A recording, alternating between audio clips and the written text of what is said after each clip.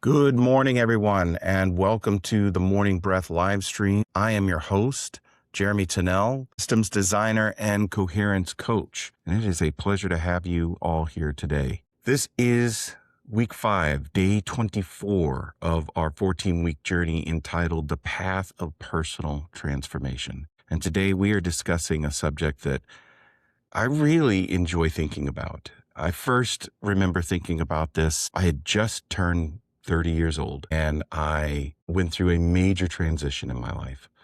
I had lost my faith. I had broken up my marriage. I had spent a year on unemployment. It was a difficult time. I had moved into a new apartment on my own. I was thinking deeply about life and who I was and what I was striving for and where I was going. And one of the things that resonated with me was the fact that I was living my life out of a constant state of doing rather than just being. And so over the years, this is kind of how I've learned to think of doing versus being. So today we are going to discuss doing versus being. Yesterday, we introduced the observer, that part of you that can see your thoughts. It can observe your emotions. It can watch your reactions in real time, in the moment. The observer creates and exists within the space that we've talked about so much. This morning, I want to explore the space where you choose for your consciousness to reside every day. Like a home you choose to build. Do you construct it in the midst of constant chaos, constant going, constant motion? Or do you choose to build this place, this house in which your consciousness resides within a peaceful forest? That is the difference between living our lives from a constant place of doing or living it from the singular moment of being. Most of us have been trained to live in doing, responding, producing, fixing, proving, providing, striving, going, getting. Doing equals the potential for reward.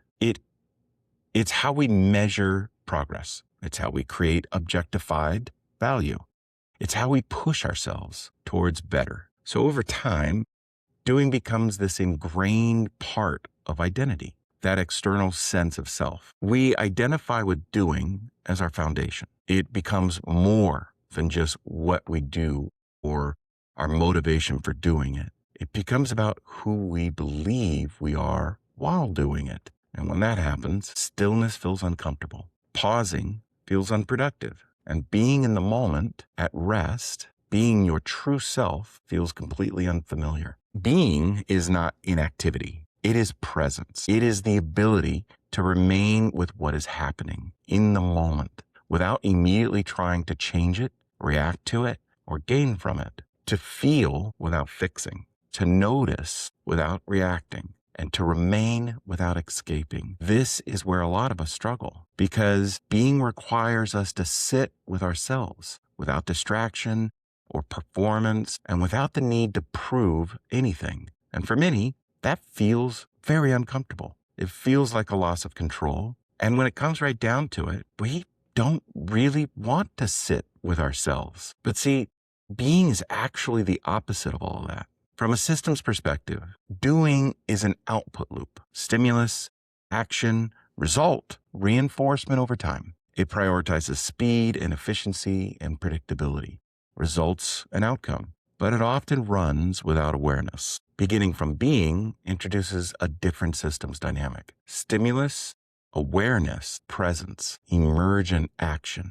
It slows the system down just enough to allow us to participate in its creation and design, rather than constantly chasing it from behind. And different outcomes become emergent properties out of our being. It's not that we don't do or that we passively let life come to us. That's not it at all. It's that we do not begin with doing. The place where our consciousness resides is not found in how we constantly perform. It is in who we truly are. Under all the noise that the mind and the body produce, without being, doing becomes automatic. With being, doing becomes present and emergent. Today, I want you to notice something. On this journey, you've learned to pause. You've learned to breathe. You've learned to notice. You've learned to focus your awareness. When something arises today, a thought, an emotion, an impulse, a drive, I want you to pause. And instead of moving into action, stay with it just for a moment. Notice what's there without changing it, without solving it, without reacting to it.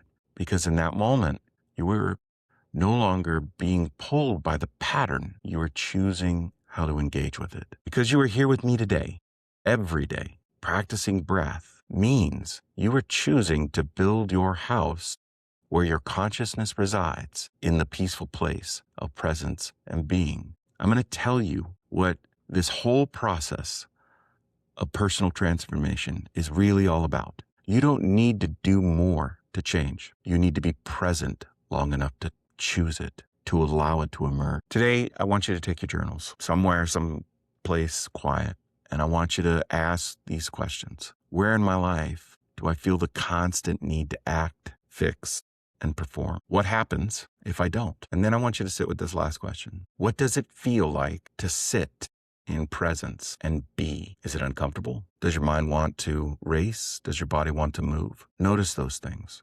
Don't change them. Just notice them. Okay, let's get into our breath this morning.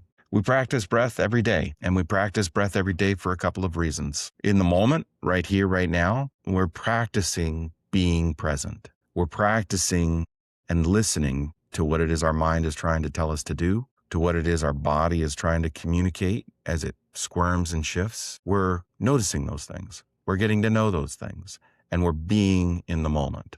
But the long-term ramifications are that the more we practice breath, the more we practice connecting that heart intelligence with those 50,000 neurons that reside right at the top of the heart muscle, just like a little brain, and how those things connect to the trillion neurons that are in our brain. When we can connect those things through breath work, because we can increase the coherent information that exists in between heartbeat. That's called heart rate variability, HRV. And when we can increase that coherent information traveling from the heart to the brain, not the other way around, we are able to create a sense of resilience in our life. Not the kind of resilience where we pick ourselves up and dust ourselves off all the time. The kind of resilience where we bend in high wind rather than break. So let's practice. We're going to sit up straight, and we're going to put our hand on our heart because we're targeting that area.